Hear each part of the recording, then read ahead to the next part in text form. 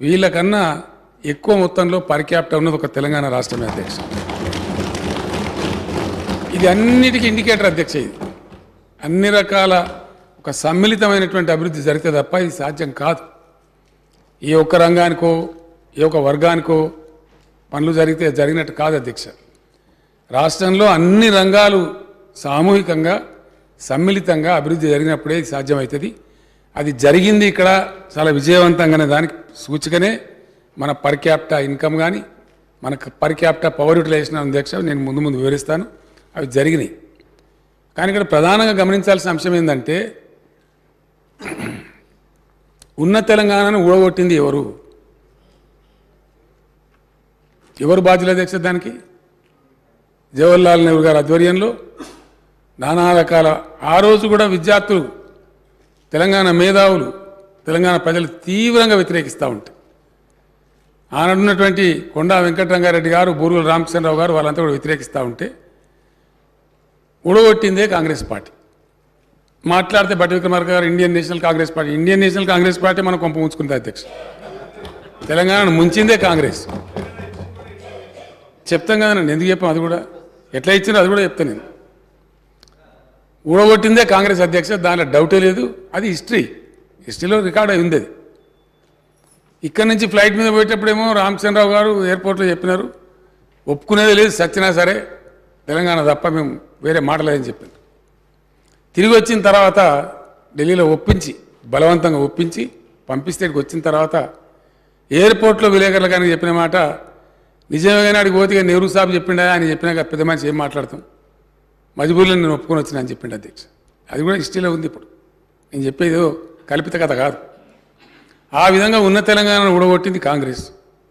ఆ తదనంతరం అనేక అగ్రిమెంట్లు, అది జెంటిల్మెన్ అగ్రిమెంట్ కావచ్చు, మరొకటి కావచ్చు, ఆ విడగొట్టిన సందర్భంలో ఇచ్చినటువంటి హామీలు ఒక్కటొక్కటి కాల రాస్తే ప్రేక్షక పాత్ర వహించిందే కాంగ్రెస్ పార్టీ. చివరికి 69 ఉద్యమం, అందులో తమరు కూడా భాగస్వామి అధ్యక్ష. తమకు తెలియంది కాదు ఎంత కర్కశంగా వ్యవహరించింది కాంగ్రెస్ పార్టీ తెలంగాణ పట్ల అంటే 56లో ఊడగొట్టేటినాడు అనేక మందిని జైళ్ళలో పెట్టినారు. సిటీ కాలేజ్ దగ్గర ఫైరింగ్ జరిగితే 7 విద్యార్థులు పట్టపగలు చచ్చిపోయినారు అధ్యక్ష. దాన్ని ఏం ఖాతరు చేయకుండా ఆ రోజు కలిపేసినారు. ఆ తదనంతరం 69 ఉద్యమం వస్తే ఎన్ని రకాలంటే హైట్కి తీసుకొని పోయినారు అధ్యక్ష అప్పుడు ఆ రోజు. చివరికి టీఎన్జిఓలు కూడా తెలంగాణ నాన్ గెజిటెడ్ ఉద్యోగులు కూడా ఆ ఉన్నటువంటి నాయకుడు ఆమోస్ గారి మీద ఎస్మా కేసులు పెట్టి రకరకాల కేసులు పెట్టి జైళ్ళల్లో బంధించినా కూడా అనేక పోరాటాలు చేసినారు అధ్యక్ష. మనందరికీ తెలుసు, అందులో తమరు కూడా భాగస్వామి. తెలంగాణ ఉద్యోగస్తులకు జీతాలు ఇవ్వకపోతే బద్రీ విశాల్ పిట్టి గారు వగైరా నాయకులంతా బేగం బజార్లో బకెట్లు పట్టుకొని పోయి దుకాణాల మీద అడిగి ఆ డబ్బులు తెచ్చి ఉద్యోగులను కాపాడుకుంటారు అధ్యక్ష. ఇదంతా చరిత్ర. ఎంత రాసి రంపాన పెట్టినరో, ఎన్ని బాధలు పెట్టినరో, ఎంతమందిని కాల్చి చంపినరో ఆ ఘన చరిత్ర అంతా కూడా కాంగ్రెస్ ఖాతాలకే పోతుంది అధ్యక్ష. 69లో ఆనాడు చెన్నారెడ్డి గారి నాయకత్వంలో, విద్యార్థుల నాయకత్వంలో, ఉద్యోగుల నాయకత్వంలో ఉద్యమం ఉవ్వెత్తున ఎగిసిపడితే చివరికి ఫైనల్గా డెమోక్రాటిక్గా కూడా తెలంగాణ తన అభిప్రాయం చెప్పింది అధ్యక్ష. 14లో 11 మంది ఎంపీలను గెలిపించి యావత్తు తెలంగాణ గుండెలు చీల్చి మా తెలంగాణ మాకు కావాలంటే ఆనాడు ఉన్నటువంటి ఇందిరాగాంధీ గారు నిరాకరించి నో తెలంగాణ అని చెప్పి నిరాకరించినారు అధ్యక్ష. ఇది కాంగ్రెస్ చరిత్రనే. దాని తర్వాత ముల్కీ రూల్స్ కొల్లగొట్టబడి ఉద్యోగాలు మొత్తం మాయమైపోయి నీళ్లు మొత్తం పోతూ ఉంటే తట్టెడు పుట్టెడు మన్ను తీసి ప్రాజెక్టులు దశాబ్దాల తరబడి పెండింగ్ పెడతా ఉంటాయి. దశాబ్దాల తరబడి ప్రాజెక్టులు పెండింగ్ పెడతా ఉంటే కూడా మౌన ప్రేక్షక పాత్ర వహించింది కూడా కాంగ్రెస్ పార్టీ నాయకులే అధ్యక్ష. తెలంగాణ కాంగ్రెస్ నాయకులే, వేరే వాళ్ళు కాదు. సోనియా గాంధీ గారు థ్యాంక్స్ చెప్పి బట్టి విక్రమార్క గారు చిన్నగా దాని నుంచి స్లిప్ అయ్యే ప్రయత్నం చేసినారు. తెలంగాణ ఎంత యాతన అనుభవించిందో, ఎంత బాధను అనుభవించిందో, ఎన్ని వేల మంది విద్యార్థులను యువకులను కోల్పోయిందో, ఎన్ని లక్షల మంది 69 అధ్యక్ష కళాశాలలు హాస్టళ్ళు అన్ని జైలు అయిపోయినాయి తెలంగాణలో. ఆ విధంగా 41 సంవత్సరాలు ఈ దేశాన్ని పరిపాలించిన కాంగ్రెస్ పార్టీ తెలంగాణ ప్రజల యొక్క మనసులను తీవ్రంగా గాయపరిచి చాలా భయంకరంగా ఆ రోజు వ్యవహారం చేసిన విషయం చరిత్రలో మర్చిపోలేం అధ్యక్ష. ఈ సందర్భంగా మనం పునశ్చరణ చేసుకోక తప్పదు. తెలంగాణ సమాజానికి కూడా ఒకసారి జ్ఞాప్తికి తేవాల్సిన బాధ్యత మా మీద ఉంటుంది. ఆ తదనంతరం వచ్చినటువంటి తెలుగుదేశం పార్టీ వాళ్ళు ఒక 17 సంవత్సరాలు నిర్వాహకం చేస్తే అప్పుడు మరింత పరిస్థితులు తెలంగాణలో దిగజారిపోయినాయి అధ్యక్ష. చాలా ఘోరంగా దిగజారిపోయినాయి. ఎంత ఘోరంగా దిగజారినాయి అంటే ఆ రోజు స్పీకర్ స్థానంలో కూర్చున్నటువంటి వ్యక్తి తమరు కూర్చున్న స్థానాన్ని అధిష్ఠించిన వ్యక్తి అధ్యక్ష ప్రణయ్ భాస్కర్ అనే ఒక ఎమ్మెల్యే తెలంగాణ అంటే నో తెలంగాణ అనే పదం వాడటానికి వీల్లేదు అని స్పీకర్ రూలింగ్ ఇచ్చినటువంటి స్థాయికి తెలంగాణ దిగజారిపోతే ఆ రోజు కూడా మౌన ప్రేక్షక పాత్ర వహించింది కూడా కాంగ్రెస్ పార్టీ అధ్యక్ష. అపోజిషన్లో ఉండి కూడా వీళ్ళ నోర్లు పెగలలే. అదంతా కూడా చరిత్ర కదా అధ్యక్ష, హిస్టరీ కదా, దాన్ని ఎవరు కాదన్నారు. ఆ విధంగా జరుగుతూ చివరికి చంద్రబాబు నాయుడు ముఖ్యమంత్రి గారు ఉన్న సమయంలో ఆయన విపరీతంగా విద్యుత్ ఛార్జీలు పెంచేసి సంస్కరణల పేరు పెట్టి ఆ ముసుగులో విద్యుత్ ఛార్జీలు పెంచి 1 సంవత్సరం కాదు 3 సంవత్సరాలు కంటిన్యూగా 15% చొప్పున పెరుగుద్దని చెప్తే అప్పటికప్పుడే నేను ఒక నిరసన లేఖ రాసిన అధ్యక్ష. నేను ఆ రోజు డిప్యూటీ స్పీకర్ ఉండేవాడిని. నిరసన లేఖ రాసినంత పేపర్లలో వచ్చింది బహిరంగంగా. ఆ తర్వాత కమ్యూనిస్ట్ పార్టీల ఆధ్వర్యంలో బషీర్బాగ్లో ప్రజలు రైతులు నిరసన తెలియజేయడానికి హైదరాబాద్ వస్తే పట్టబగలు 11 మీరెక్కడదండి, మీరు తర్వాత వచ్చి కూర్చున్నారు. మీ తర్వాత వచ్చి కూర్చున్నారండి, మాకు తెలియదా? మీ ఎమ్మెల్యేల నిరాదీక్ష అవన్నీ మాకు తెలుసండి, మేము ఎక్కడ పోయినాం, మేము ఉన్నాం కదా. ఆ ప్రదర్శన జరిగింది కమ్యూనిస్ట్ పార్టీల అధ్యక్ష. చనిపోయిన వాళ్ళు కూడా కమ్యూనిస్ట్ పార్టీల యొక్క కార్యకర్తల అధ్యక్ష, వీళ్ళు కాదు.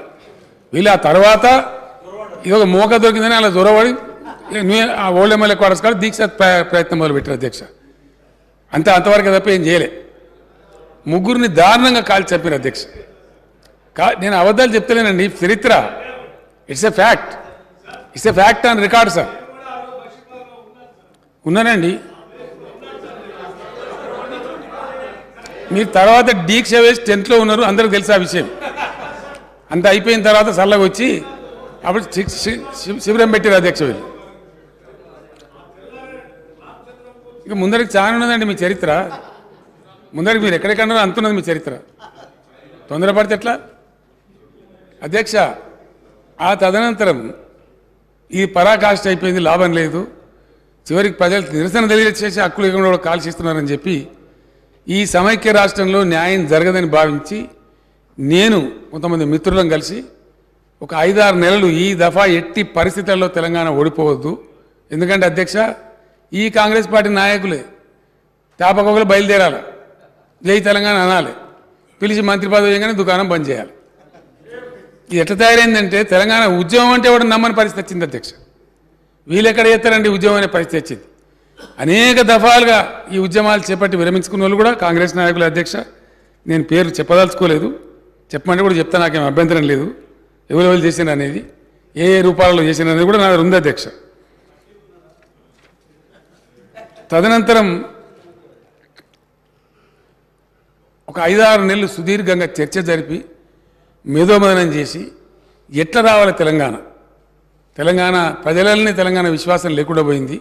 ఉద్యమం చేద్దామంటే కూడా వాళ్ళు సహకరించే పరిస్థితి లేదు, అంతా కారుచీకటి అలుముకున్నదని చెప్పి ఒక 5-6 మాసాలు ఉద్యమ పందా పూర్తి స్థాయిలో నిర్ణయించుకొని చివరికి 2001 ఏప్రిల్ 27 నాడు స్వర్గీయ కొండాలక్ష్మణ్ గారి ఇంట్లో వారు ఆశ్రయం ఇస్తే మేము అక్కడ జెండా ఎగిరేసి జై తెలంగాణ ప్రస్థానం ప్రారంభించాం అధ్యక్ష.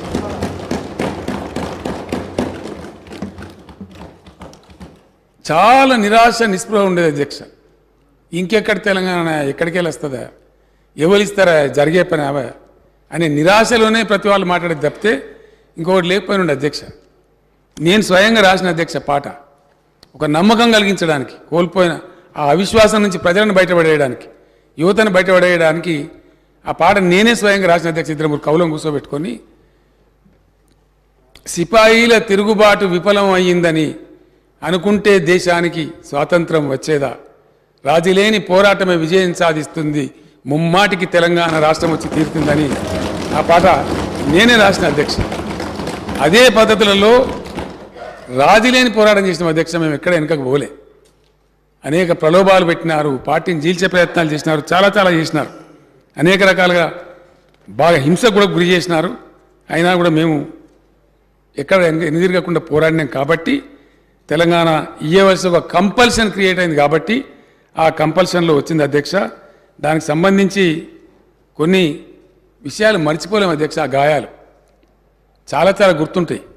వీళ్ళు పెట్టినటువంటి గాయాలు, వీళ్ళు పెట్టినటువంటి బాధలు, ఉద్యమాన్ని అవహేళన చేసిన పద్ధతి, ఉద్యమంలో పాల్గొన్నటువంటి ఆనాటి నాయకులను అవహేళన చేసిన పద్ధతి, ఆంధ్ర నాయకులకు ఏ విధంగా వీళ్ళు తాబేదారులుగా వివరించిన పద్ధతి అందరికీ తెలుసు అధ్యక్ష. ఇదే శాసనసభలో కొన్ని సంఘటనలు జరిగినాయి అధ్యక్ష. ఇదే శాసనసభలో, ఎక్కనో కాదు అధ్యక్ష. 2004 అద్భుతంగా మేము విజృంభిస్తూ ఉన్నాం.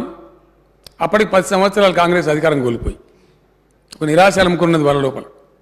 తెలంగాణ అంటే మనకు ఏదైనా నూకలు చెల్తారని చెప్పి మేము తెలంగాణ ఇస్తాం, మనం పొత్తు కలుస్తామని మేము కలిసాం అధ్యక్ష. మంచి మాట, ఎందుకంటే ఢిల్లీకి పోవాలి, ఉద్యోగం ఇక్కడనే గలీలో ఉండకూడదు. It should go to Delhi. దీన్ని తీసుకొని పోవడానికి బెస్ట్